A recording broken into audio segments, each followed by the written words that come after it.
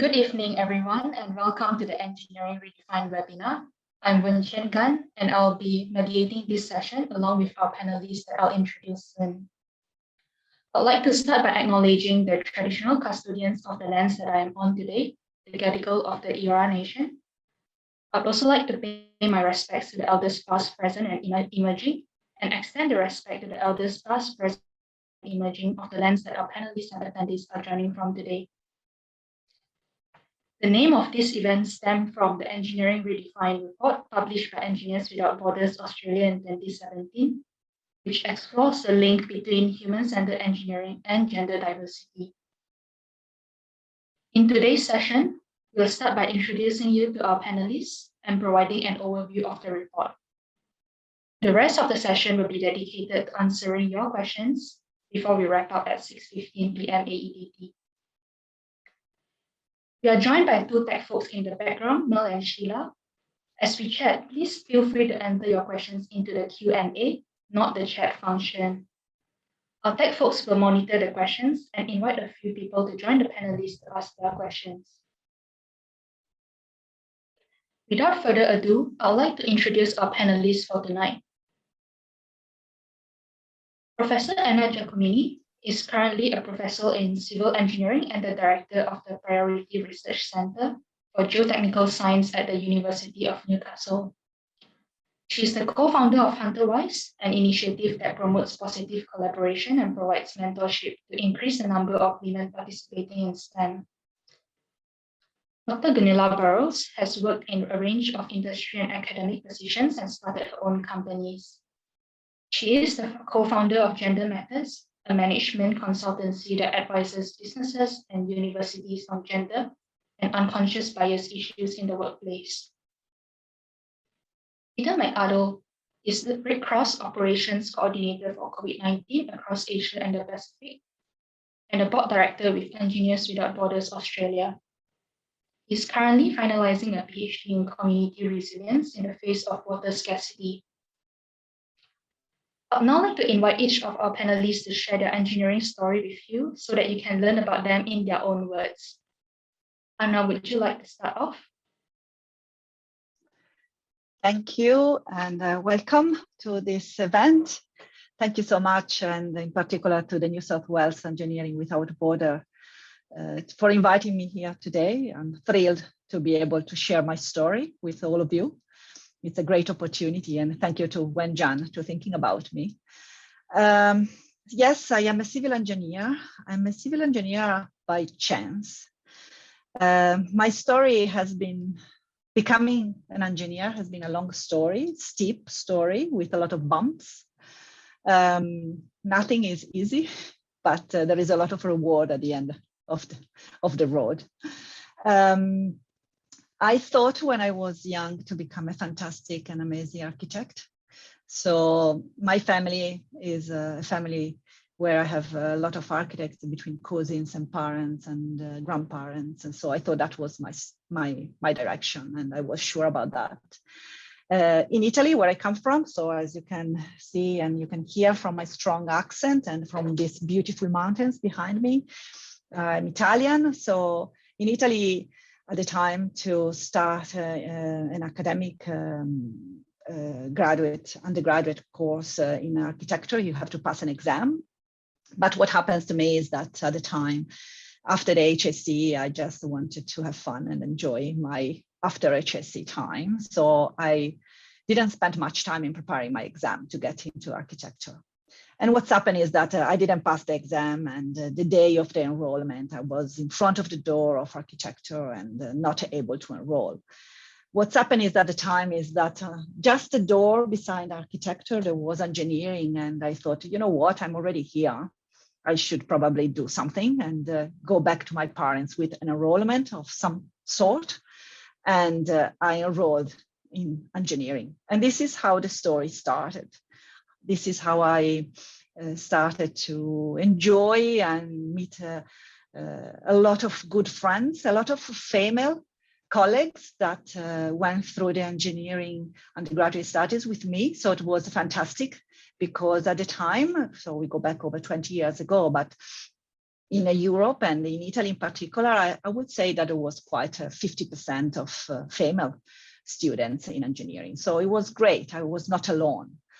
And then at the end of my studies, I met a very inspiring professor during my master. And this professor was extremely passionate about rocks. So that ended up to be a perfect combination for me, because this professor took me during his trips, walking through big mountains like this, enjoying the characteristics of the big mountains and learning. But especially it was nice to learn how the job of a civil engineer could be extremely useful to protect the communities from a very dangerous type of hazards. And this is how I started. Then this was in Italy, and 15 years later, I moved to Australia, where things were very different. It's not so easy to have such beautiful and high. I mean, we have beautiful mountains in Australia as well, but not at such big elevation. So it was a bit difficult to apply my knowledge in the Australian environment. So the idea at the end was, how can I apply my knowledge and my expertise that at the time became very, very much in rock fall hazard, rock stability analysis in Australia. As a mom, I also enjoy to have beautiful walks within the mountains. And a few years back, I had a fantastic opportunity to visit the Blue Mountains, where I was walking with my kids. And I remember walking through the Wentworth Falls track. Probably some of you know this famous track. And as a mom, especially as Italian mom, I said to my kids, don't go too close to the rock face. Just walk on the line and go very quick through this path. Because as a civil engineer, given my expertise in rock mechanics and in rock fall analysis, I thought that was a dangerous space to be.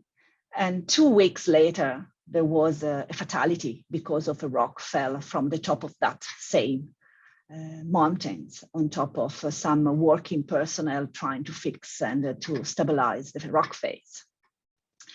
So there are thousands of cuttings in Australia, and there are kilometers of rock cliffs along the beautiful Australian coast that needs to be protected.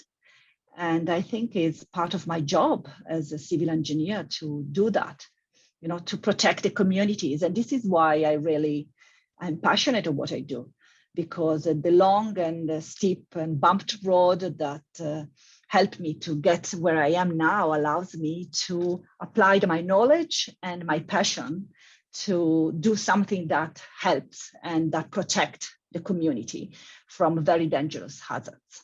So if you want to know more, in the next 2 hours, we have time to talk about that. Thank you so much for sharing your story with us, Anna. It's really exciting to see how a mixture of chance, encouragement, opportunities, as well as your passion has come together to shape who you are today. Look forward to hearing more about your stories later on. Gunilla, would you like to go next to share your engineering story with the audience? Yeah, no, thank you. And can I also welcome everyone and thank the Engineers Without Borders team for all the work they've done in putting this together, and also acknowledge the traditional owners of the land on which I'm coming to you from, the Awabakal people in the Newcastle region. Actually, it's interesting because when I started thinking about telling my personal story, I thought that it'd be useful to tell you who I've worked out I am, or the kind of person I am, as it's really informed the career that I've had. And I suppose, number one, it's really, I'm curious and I love to learn and feel really comfortable with change. because I want to see things happen, and for that to happen, of course, you need to be willing for things to change. And also, I suppose I've been lucky that I'm quite an organised person and relatively innovative, I will say. But I also love to lead. And I can only say that my family, particularly my husband, finds that very frustrating at times. But I always seem to be out in front when I'm walking, or if we're out in the bush. But I really got into engineering because I wanted to make a difference, and I still am in engineering because I want to make a difference, although I suppose the way I'm making a difference has changed. So I thought I'd just mention 3 themes in my career that might sort of illustrate that. And I suppose I should also mention that I'm an electrical engineer and did my degree through UNSW. And a PhD later in my career. But my first theme is renewable energy. And actually, I started my career as a junior engineer with BP Solar. And even though BP as an oil company was large at the time, this was a big industry that was just beginning in the mid to late 80s. And so it was very much a startup of its day. And I've returned now to that when I've started investing. So I'm investing, or angel investing they call it, into these startup companies in the renewable energy space, and in particular one Switched In I'm also a director on, and they're now scaling, and very exciting product, a Newcastle-based company, and it's an integration platform that connects most solar inverters and battery storage products together to manage these distributed energy resources. So really, they're looking at the energy systems of tomorrow and creating them today. So I think that's really exciting. My second theme is around innovation and commercialization. That's taking products to market and growing companies. And I first started or co-founded my own company, Blue Zone Group, 21 years ago now, here in Newcastle. It's an underwater technology company, and it's the area that I end up doing my PhD in. But now, through that, I'm starting to back other entrepreneurs and other companies I'd like to see start here. And a lot of them engineers creating their dreams, I suppose. But I also see a great amount of job growth and economic benefits through that. So I'm really excited about that, particularly in regional areas and in Newcastle. And the third theme is gender, but more particular, I suppose, diversity and inclusion, which has really been a parallel career. When I did engineering in Australia, there were around 2% of women doing engineering. So I won't tell you how long ago that was, but you can work it out. And since then, I've really worked alongside my engineering career in that space. And as has been mentioned, I now run a consultancy, Gender Matters, where we work with organisations to help them with their diversity strategies. So I think I'll end it there because I'm sure we'll talk a lot more about that as we go today. Thanks, Gunilla, for sharing the impressive amount of parallel careers that you have, as well as what brought you here. We'll now pass the baton on to Pete, our final panelist, to share his engineering story. Thanks, Wenchen, and thank you, everyone. Very nice to be with you this evening. And to my fellow panelists, it's a little bit daunting to be in such company, but I'll be very keen to hear more as the night goes on. Just quickly for myself, so I'm a civil engineer, on paper at least. It's been to various extents how much I've sort of practiced sort of what we might think of as traditional engineering over my career, but nonetheless, that's still what I'm employed as. So I studied in Newcastle at Newcastle Uni. And then I started my career at what was Hunter Water Australia, now Hunter H2O.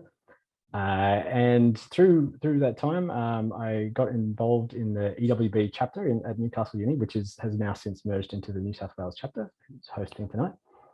And I think really it sparked a process of learning for me. So even while I was still an undergrad, it was a space for me to engage in topics of social change and justice and so forth. And that has really sort of progressed throughout my career. In 2011, so 10 years ago now, I did a placement with the Lama Lama mob up in North Queensland, who were partnering with EWB, and that was a significant development in my career as well. And now I'm on the board at EWB. I think so. I've worked since I left Hunter Water. I've worked for the Red Cross in various forms and iterations over the last 10 years or so. And I think I got involved in that space as a fairly idealistic 20-something, which has a lot of value and whatnot. But I have certainly developed my understanding of that space over the decades since. What started as an interest in what I knew of development and how I could apply my water engineering skills to contexts where people may not have access to drinking water, really developed into, I started doing emergency work. So a really interesting example, I think, of how I didn't see my career progressing, or was a surprise to me, a bit like what Anna was saying. So I was working in the Ebola response. This is in 2015 in Sierra Leone, where I was in charge of the grave digging team, which is when I can tell you that when I was sitting in EFO2 in my geotech class back in the day, I did not see it going in that direction. But nonetheless, this is how careers can take turns unexpectedly. But even from there, I think my career has also gone down the path of working in contexts of armed conflict. So I've done a few years worth of work in Yemen, in Iraq, and Syria. And actually, it's a really interesting context, and I find is almost a metaphor in a way, that pathway for my broader career, in the sense that what moving through those different aspects taught me, I think, was, firstly, the value of that idealisticness that I started with, but also how that needs to be tempered a little bit with some of the realities of the world, and how you can harness that to the maximum extent. But it's also taught me about that. So in some contexts, there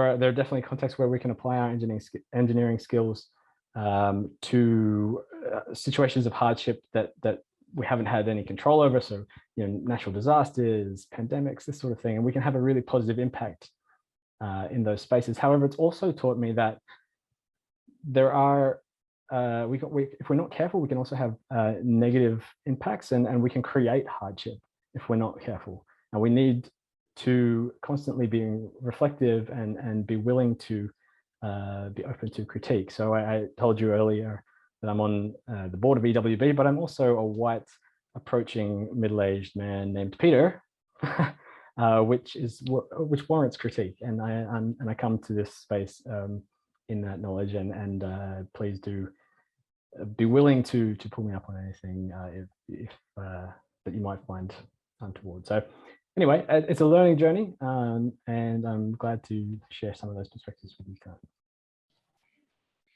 Thanks for the very reflexive account, Pete. With that in mind, you can see that all our panelists today have come from very diverse backgrounds and journeys. But to set the scene for tonight, I'd like to first start by highlighting the state of play of women in engineering, as well as provide an overview of the Engineering Redefined report.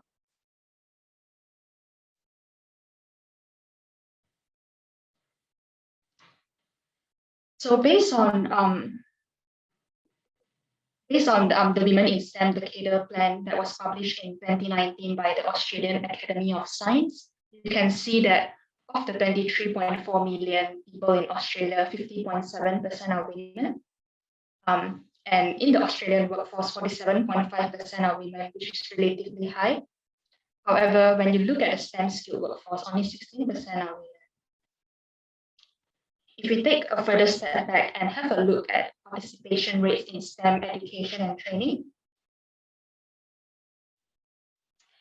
you can see that comparing between women and men, women are traditionally quite underrepresented, especially in engineering. And this applies to year 12 subject enrollments as well as university enrollments, although there is a significant rise in university enrollments. In Engineers Without Borders Australia, we observed that a lot of women participate in EWB's education programs, and a lot of them were higher than the numbers that we saw in the slide earlier. The authors set out to explore the links within the engineering discipline, the perception of engineering as a profession that creates positive outcomes for communities and gender diversity. Some of the key insights of the report are that what matters a lot for retaining people is values alignment between an initiative or an organization, as well as the participant. This will then help to build social connections, which plays a big role in people staying in engineering. And when we have a lot of different pathways to explore in engineering, we can get everyone thinking, what sort of engineer do I want to be? And what is the role that engineer can play?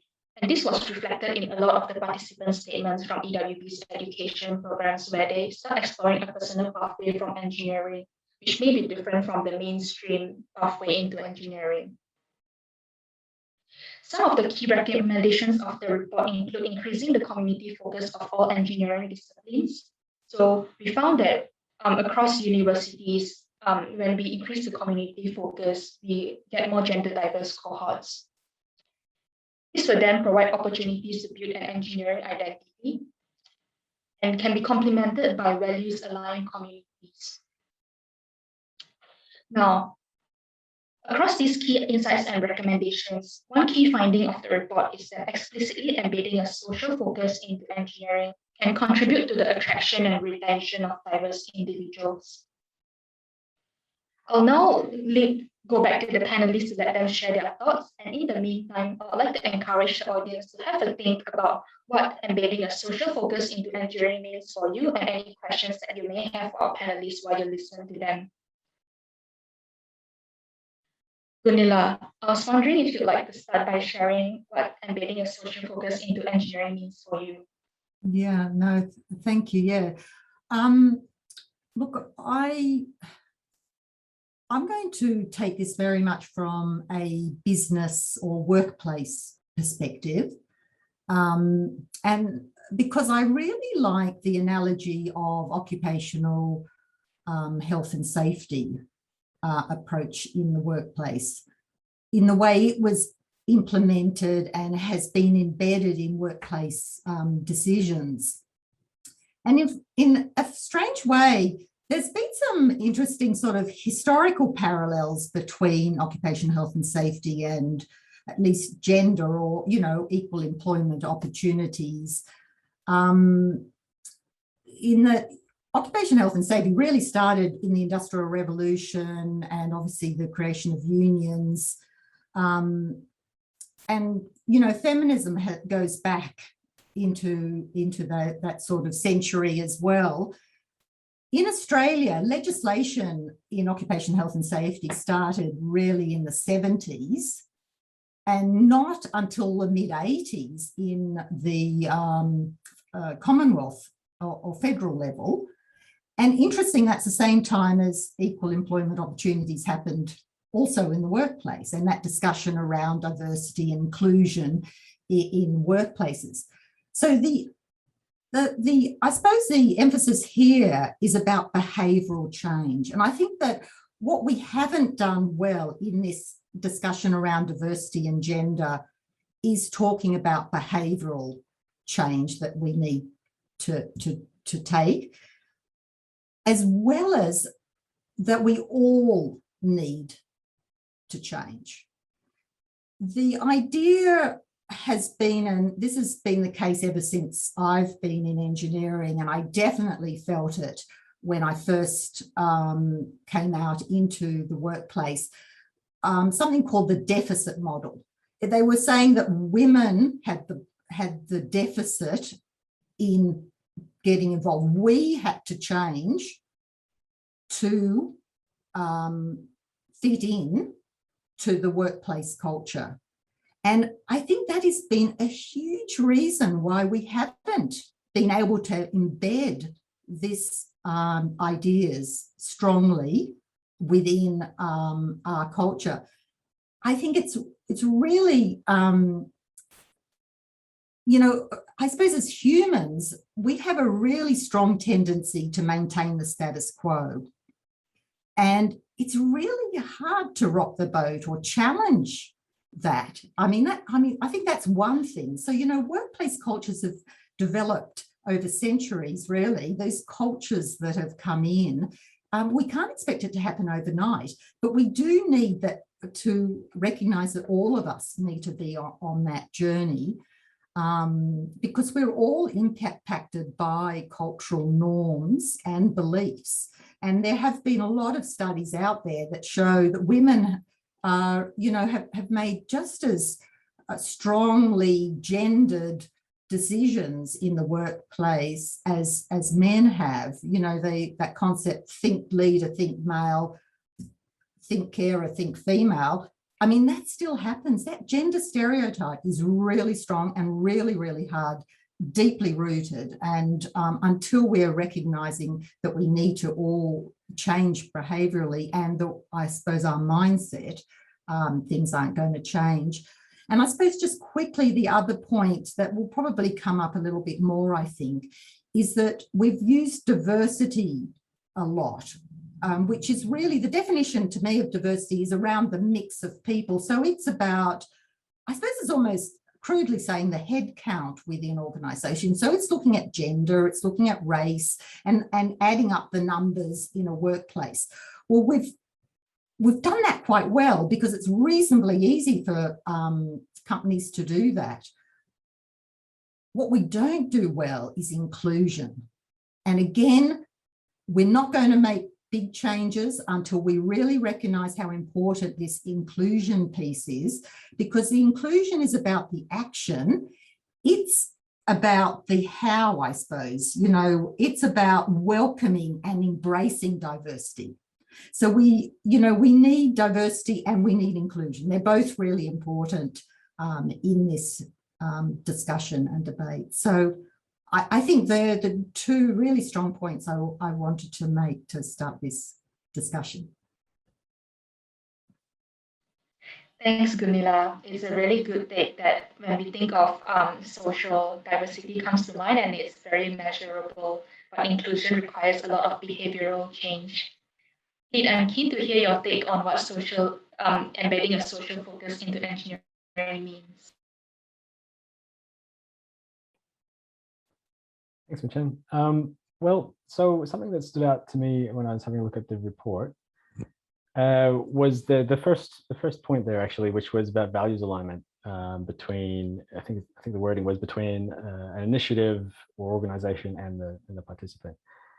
It's something that I don't think I understood very well for a long time. I was saying earlier how I sort of came from a very idealistic space, and that still lives, don't get me wrong. It's good to have a fire in the belly. But I think what I didn't necessarily understand was the difference between having a value and actually practicing it. And so, I mean, the way the question is talked about, right, is how a social focus can be embedded in engineering. But I think often we don't quite hear that, and we think, how can engineering how can we embed engineering socially or something like that? The reverse is true. So I guess this is getting back to what I was saying at the start about really being willing to reflect on ourselves as engineers and how we're impacting the world. So for any Brene Brown fans out there, this idea that about practicing your values, not just professing them, I think applies to us very strongly. And what I had to learn, and it's not an easy lesson necessarily, is that that's really uncomfortable sometimes. And I'm speaking as, you know, a man in this space, and I'm speaking particularly to other men who might be listening, is that you have to be willing to be uncomfortable. If you're actually going to if you're actually going to practice social values, it's going to be uncomfortable.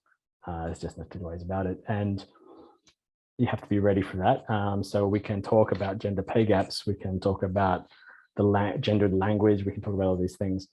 But we have to be, if we're going to respond to it, not just talk about it, that will make us as men uncomfortable.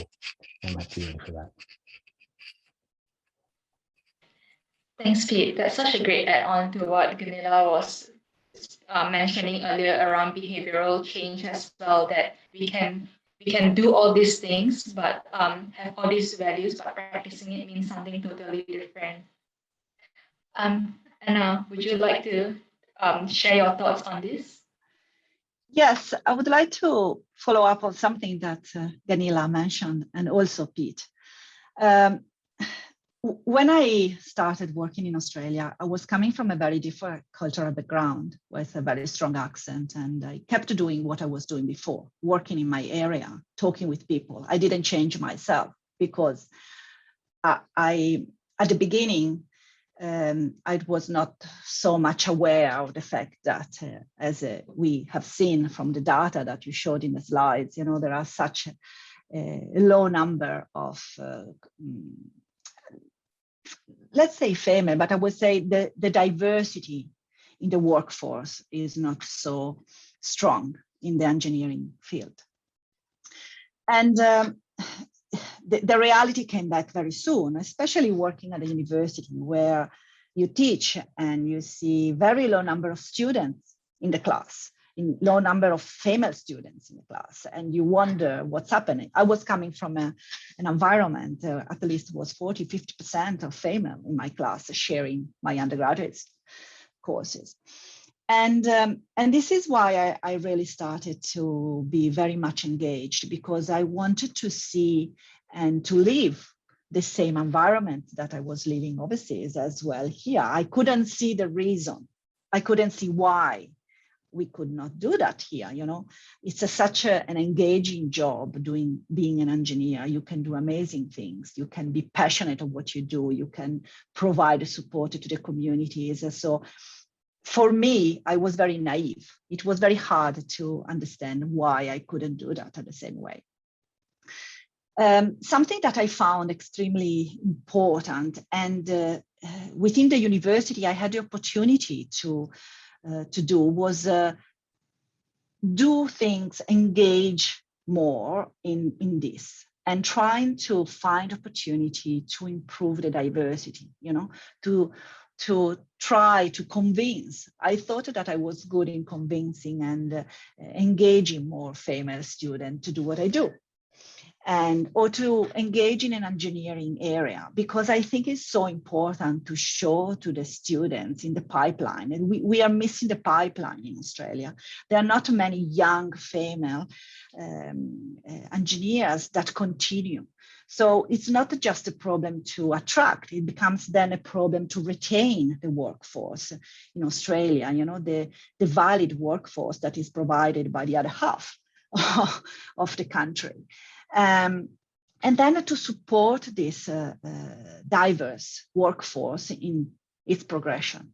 So at the university, I started to be much more involved. And since 2017, I have been working together with a group of academics and helping to achieve the Bronze Award in the Athena Swan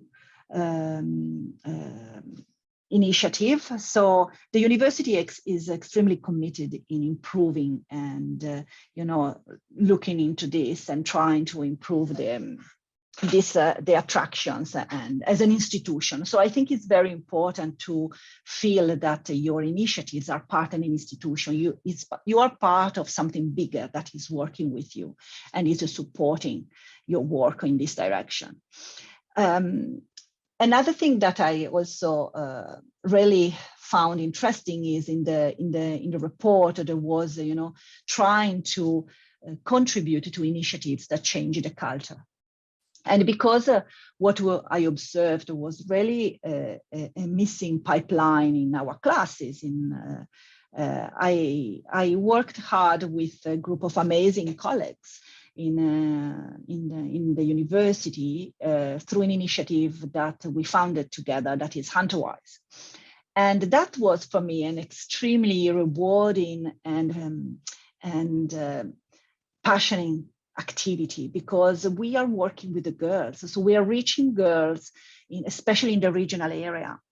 And we are showing them, that they can have a really interesting and passionate career in engineering and in the STEM field, not just engineering, but also in our areas in STEM. And what we do, we work with the girls on a regular basis every week for an entire term in the high schools, and they develop a project, but it's not a project, a specific maths project or a technological project. It's a project that they choose to support their community. So they have to identify the problem where they think there is the need for them to work, to actively be involved. And I think working in this direction is very much effective, because the girls from the beginning understand that the job that they could do in the future as an engineer, as a chemist, as a science or technology can help, can solve a problem in their community.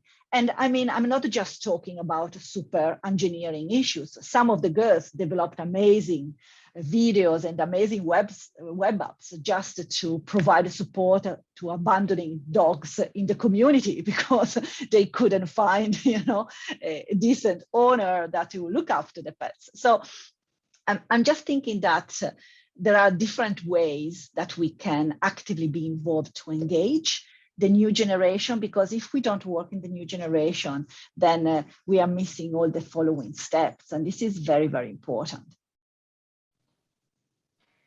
Thanks, Anna. Really great point about, I think, adding on to what you have, what our other panelists have mentioned before.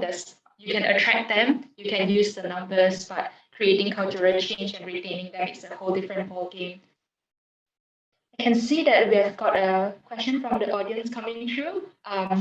So, Afnan, I believe you have a question related to how we can change our behaviors, behavioral change, which I think our panelists would be really happy to address.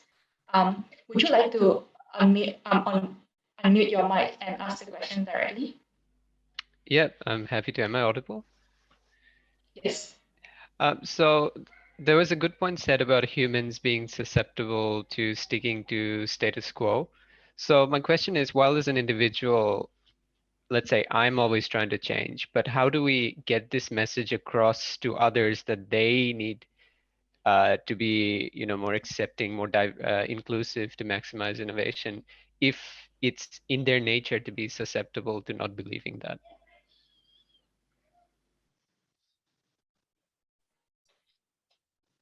I suppose I'll start on that one if you like. Thank you for the question. Really, yeah, you've really hit right at the tough end of the stick, if I can put it that way. I think that you have to accept that not everyone can change. That's what I've experienced. There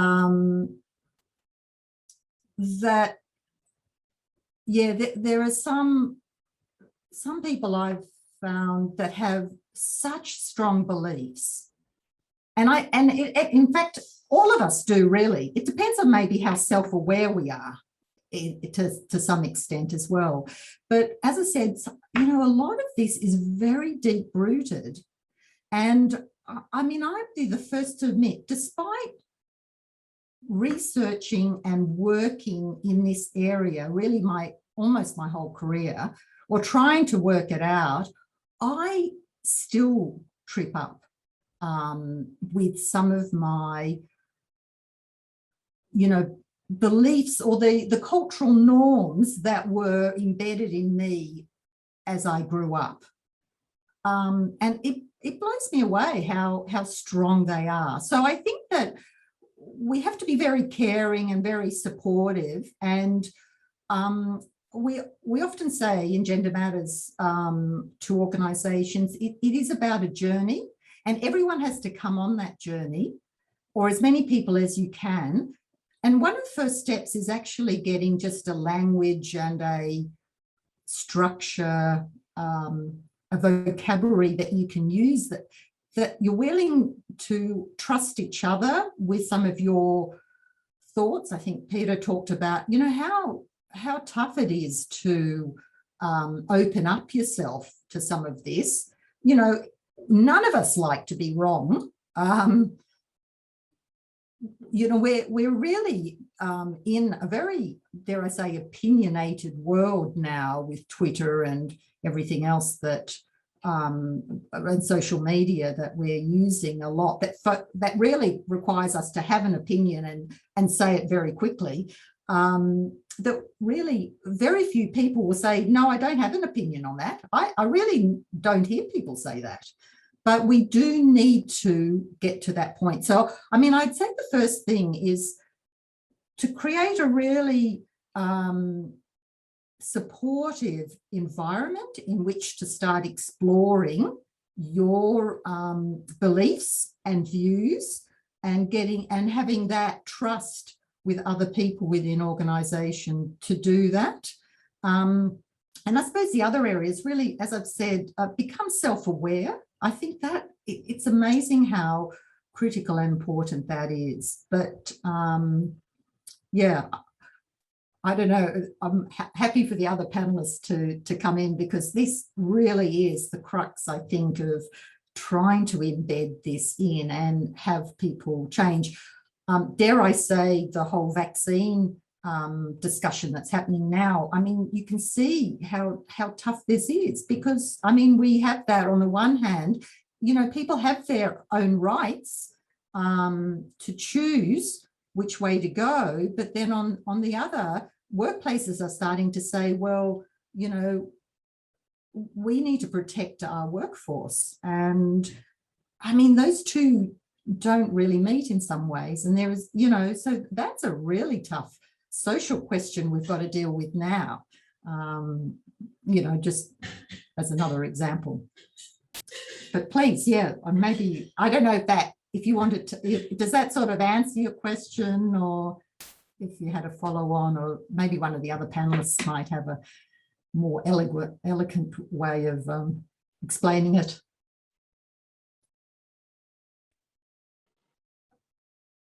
Yeah, I could maybe add to that quickly. Thanks for the question. Yeah, it is a great question, for sure. I think, and Gunil certainly said this as well, but in the end, like, you are the only one you can control. So it's important to recognize that, and so that has implications for trying your best to lead by example, and with all the due disclaimers that you're never going to be perfect and the rest of it. But you are the only one you can control. The next sphere, of course, is your sphere of influence. So that is where I think this is where the space that we're sort of talking about, it does start from yourself in terms of your leadership approach, but then in terms of influence, so this is something, this is a whole other topic, so I won't derail the conversation too much, but I only know this from my subsequent studies. So I studied engineering, of course, but then I went on to do arts, or peace and conflict studies specifically, and so I know this from that space, that if you take an empathetic view to people who you might disagree with, I'm speaking in very broad terms here, of course, like a lot of the time, resistance to change in particular, which is another way of saying the status quo, is often motivated by some very deep fears. People are very motivated by fear, and that sounds really negative, but it's just how we are as humans. And that fear might be, it sounds dramatic, but it might be things like insecurity, salaries, or feeling left out, or it can be all manner of things. But that opens up a space to be empathetic, I think, in that regard. And so if you approach change and talking to people from an understanding that they're not a terrible person, and they can the view comes from somewhere. That's a helpful term. And bear with me if I just for an example, I guess, just to make it tangible. So you might have seen in the news this week, and it's a recurring thing. There's this issue of raising the dam wall at Warragamba, right? Is that something that's new? Now, I'm not saying one way or the other. I'm not going to try to influence your opinions on that if you have one. But what I notice, most times you see this issue, and you could apply it to so many issues come up in the news, right? Is that we talk about in very binary terms. In that particular space, just as an example, there's very rarely any conversation about, oh, in Australia we're like some of the highest water users in the world, despite living in this very arid country. Maybe we need to have a social conversation as well. At least in that, if we're going to have a robust conversation around an issue like this, we need to have the whole conversation. And so it's not saying one way or the other. It's not saying you can raise the wall or not. But that's in that space, engineers have a huge amount of influence. That's talking about people's lives downstream. It's talking about the environmental movement. It's talking about Australians and how we use water. And engineers are not really trained in this stuff, but yet we have this massive scope for impact. So just some food for thought, I guess. Thanks, Pete. I think from what I hear from Gunilla and Pete, what we have really reinforced is the need to have very open conversations. I think both of you in particular, through your responses, have been very open about and self-aware about some of the things that have gone wrong, and some of the shortcomings from where you are coming from. And there's no point in shutting conversations down if someone disagrees, but rather try to see where they're coming from, as it would be a bit more constructive. We have a next question from Craig, and it's a really good follow-up on status quo and perhaps the masculine nature of engineering. Craig, I was wondering if you'd be happy to unmute yourself and ask the question. Sure. Can you hear me? Yes. Okay. So my question was just that if there is this lack of perceived social focus, could that be one of the attractions to men and males when they consider a career in engineering and perhaps STEM more generally? And if that's the case, how do we overcome that possibly innate resistance to moving the needle from so many participants who may have joined that profession because they didn't want there to be a needle to be moved?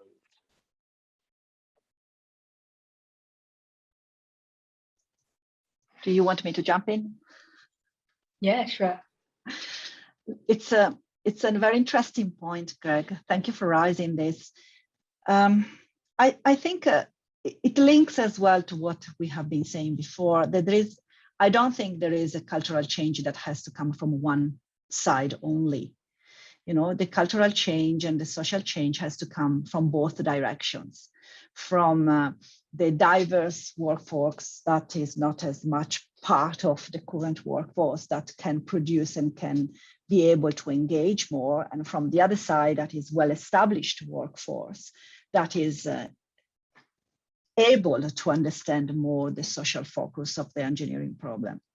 And I had the same question today when I was thinking about the discussion, because I work in a group where I am the only female, and I have been doing that for the last 20 years, mostly. I had a few female PhD students, I had some female student undergraduates, but very rarely I had in my particular group female colleagues to share.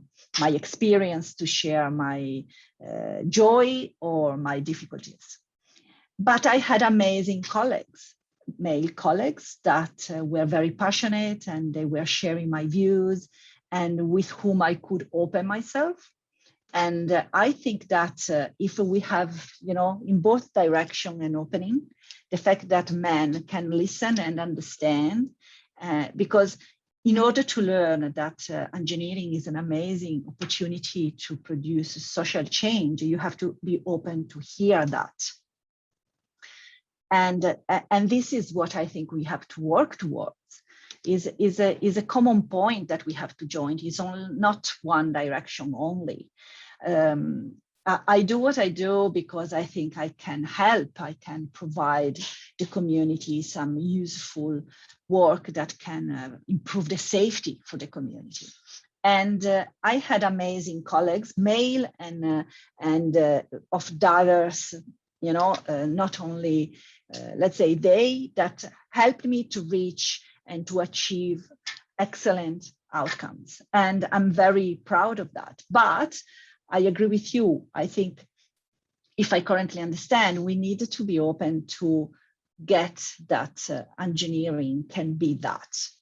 And sometimes, yes, it could be easier to take the straight direction and to think I do this because it's simply a technical job that can give me a job and that's it, right? I'm not sure if my discussion and if my talk helped.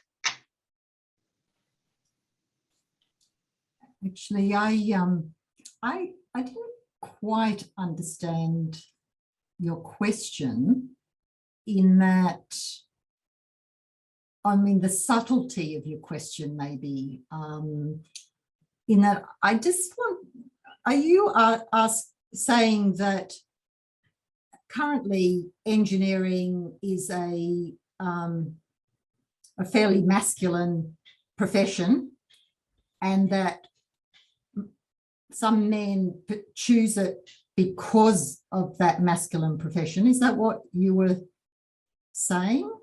If you're still there, right?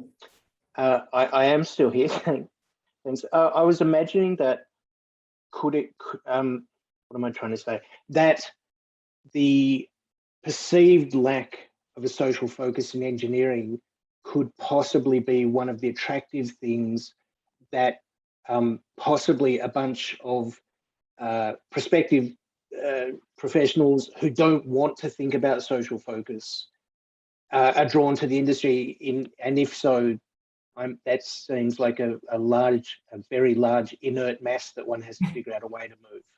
Yeah, no, I understand. Yeah, no, I hear your question.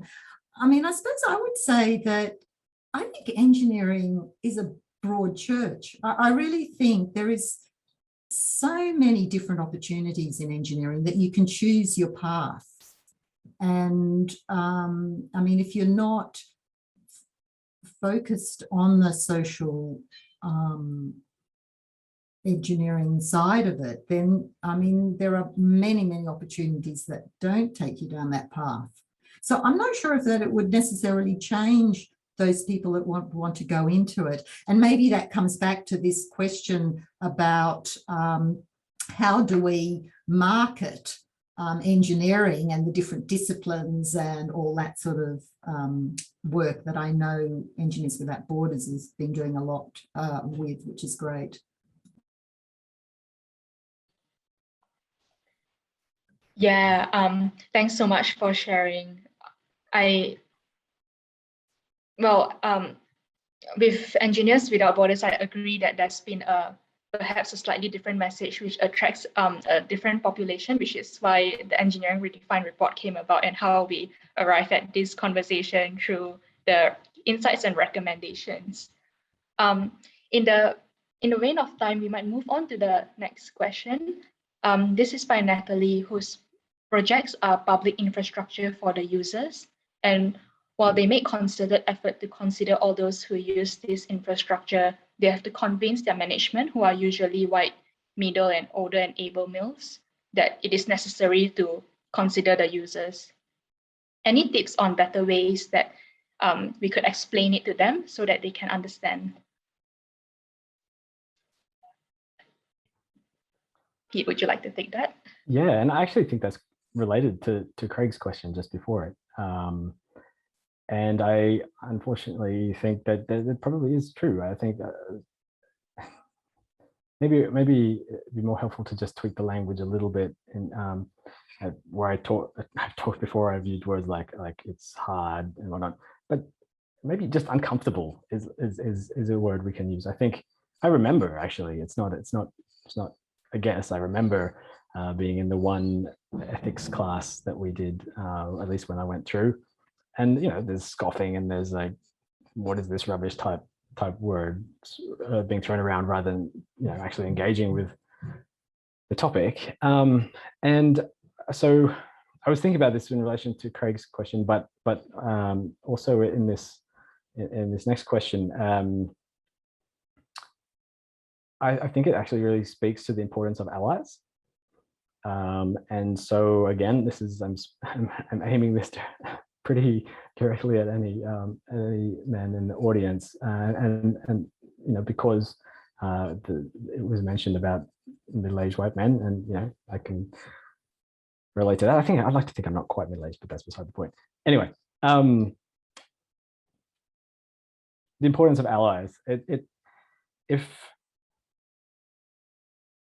If we care about these issues, and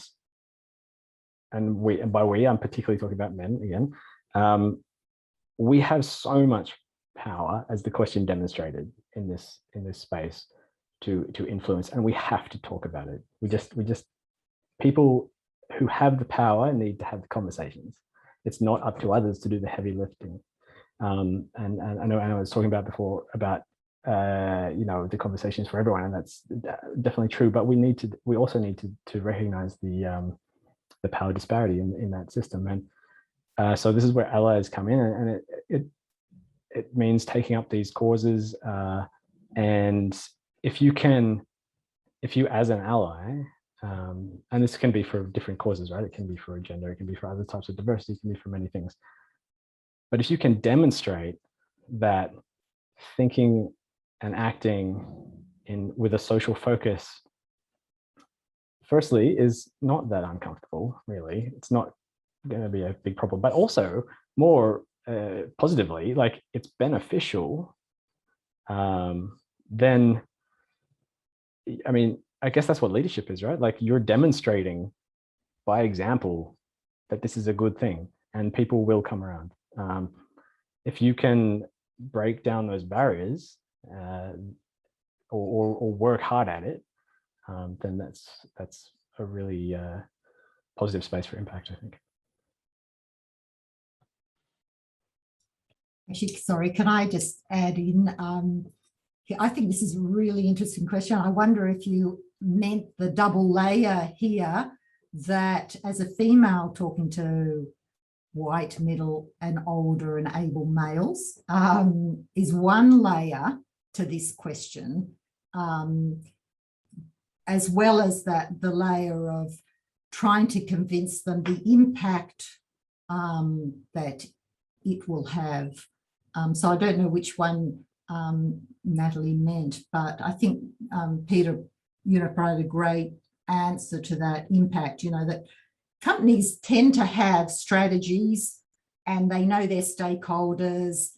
And if you need to sort of focus in on that to make a difference to management. I think if you want to change their opinion, you've got to find either, what makes them tick, so what their KPIs are even.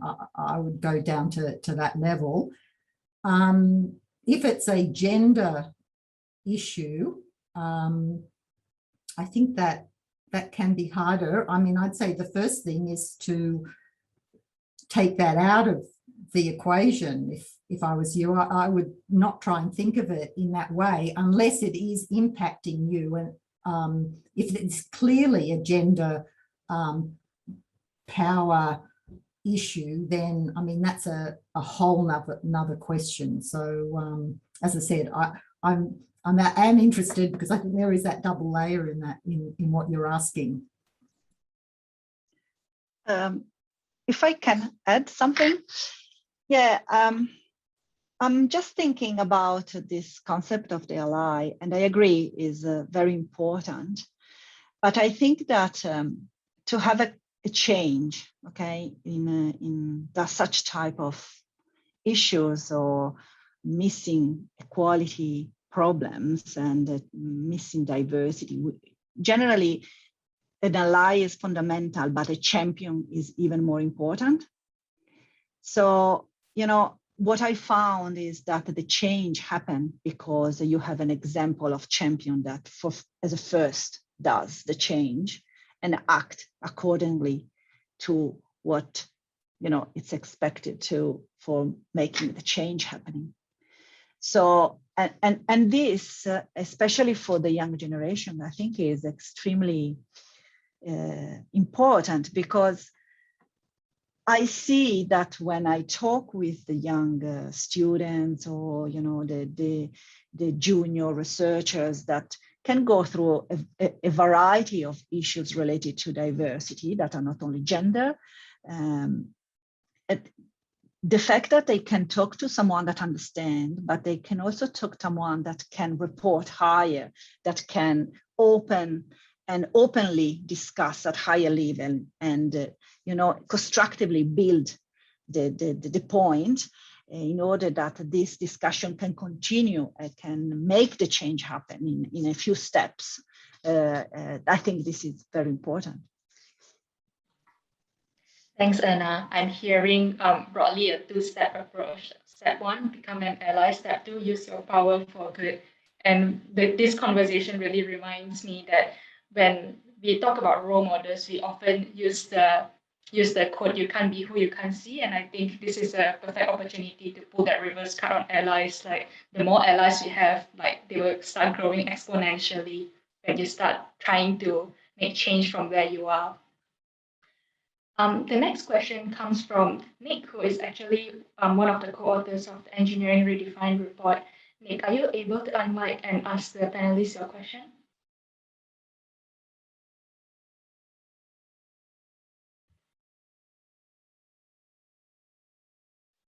Sheila and Mel, could you check if you have allowed Nick to unmic himself? Hi. Hi. So I was just wondering, engineering is relatively unique in the fact that it generally requires a tertiary qualification to practice to be considered a stage one engineer. And so that means that most engineers have passed through university. So what is the role of universities in establishing the expected inclusion behaviours and practice of the next generation of engineering graduates and professionals? I think this question is for me. So there is a lot going on in the academic space, and there is a lot of there are a lot of questions and a lot of discussion in the academic space. There are a lot of initiatives within academia that have been built over the last 3 or 4 years. And some of them, like Athena Swan, that started back in, I think, 2015 or even earlier in the UK, are extremely strong initiatives that, you know, put really the boundaries and establish rules of behavior in terms that, you know, they really measure the diverse environment, and they really work to improve the equity, especially gender equity in STEM. So the University of Newcastle, for example, is extremely committed to that. And the work that is going on in our university has been very strong over the last years. Not only with Athena Swan and the contribution that the University of Newcastle had in the SAGE, so the Science Australia Gender Equity contribution and initiative that is part of Athena and so on, but also with a number of various initiatives that the university has been developing in science and in engineering in particular to engage and to improve and to retain, because one of the issues that we have is also to encourage more, for example, female, or I don't like to say just female, to encourage a more diverse cohort to remain and to work together, because this is what I want to see, or this I would like to see. I would like to be able to see a variety of ideas and a variety of thoughts that help building better solutions. And it has been demonstrated that, you know, the diversity in ideas and the different points of view build better solutions. So I think that this is the point that we need all to aim to, and the university is working hard, but I think there is still a lot of work on reaching the pipeline that we are missing. So to convince more students and more diverse student cohort to enroll in engineering, because again, probably most of them, they don't see the focus, the excellent social focus that we can have, and how an engineer can change the world in various ways, right? So yeah, but there is a lot going on, and you're very welcome, you know, to engage more or to ask more questions. And there are a lot of initiatives, especially in interaction with the industry. So the university works very close with the industry on this type of initiatives, because we want really to find the best way to embed our students and to make them understand how in the future the work that they will do in the future, and the knowledge, the skills that they are building within the university will be appropriately used in their future. So that's very important.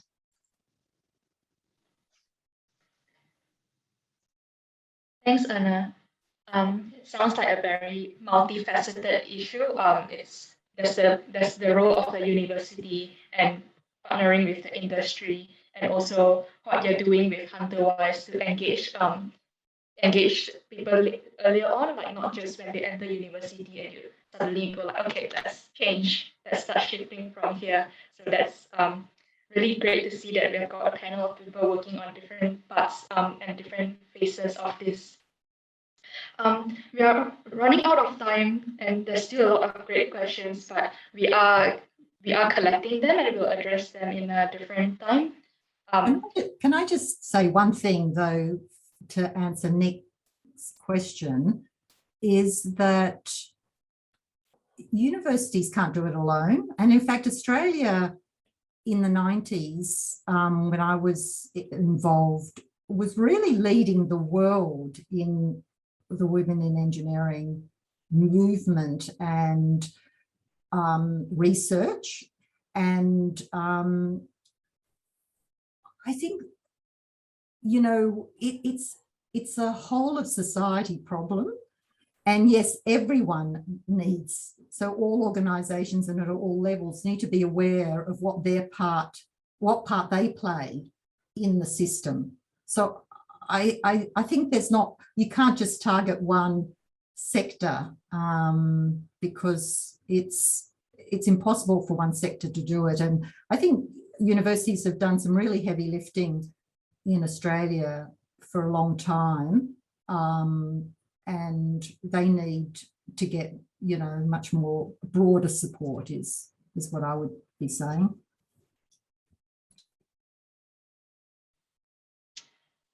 Great point, Gunilla. We will we'll wrap up here if that's all right, because we are close to the end of the session, and we respect all the times that you have taken aside to join us in this discussion. But before we wrap up, I'd like to invite each of our panelists to share a key takeaway or message that they have for the audience, starting with Pete. Thanks, Christian, and yeah, thanks for all the great questions. That last one with Nick's, I could talk about it all day in particular. But no, I think I mean, I think I said one of my key messages was up the front, was that be willing to be uncomfortable. Also,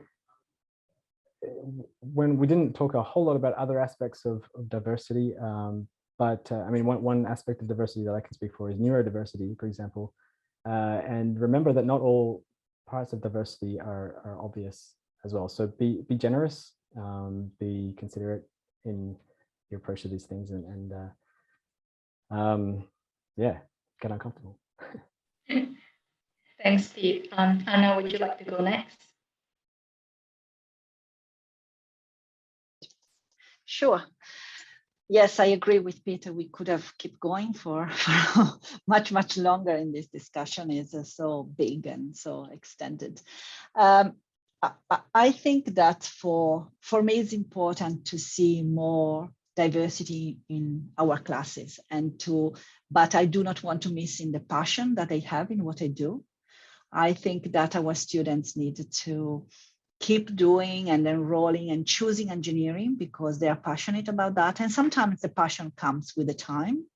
I am an example of that.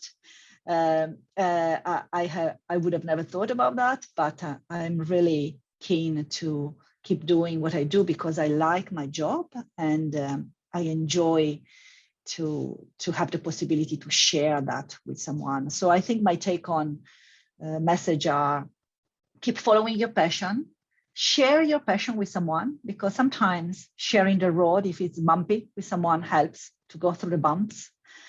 Be resilient, that's for sure, but also keep being what you are. I think that people appreciate and understand that if you continue with your courage and with your good initiative, things change.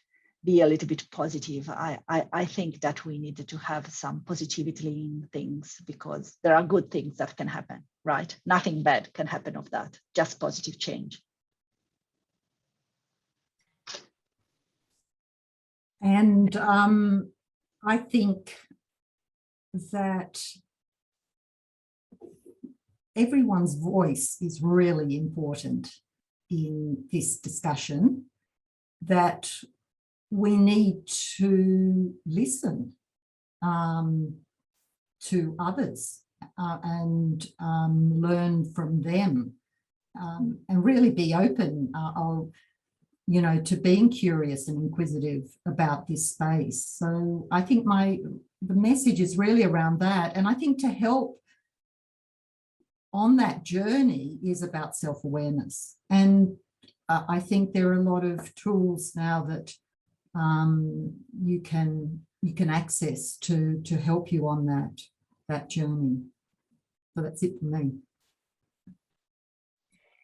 Thank you so much to all our panelists for your time and for sharing such insightful contributions to this discussion. And also thank you so much to the audience for all your questions. It's as all the panelists have mentioned, we could have gone on forever, but maybe we'll leave it for the next time. Please keep an eye out on follow-up emails so that you can stay in touch with us. And I'd also like to thank Sheila and Mel, our tech folks, who has been mediating this in the background, as well as Roberta, Sohil, and Sam from the Women in Engineers Australia Newcastle Division for co-organizing this event. I hope all of you have a great evening, and we hope to see you again soon.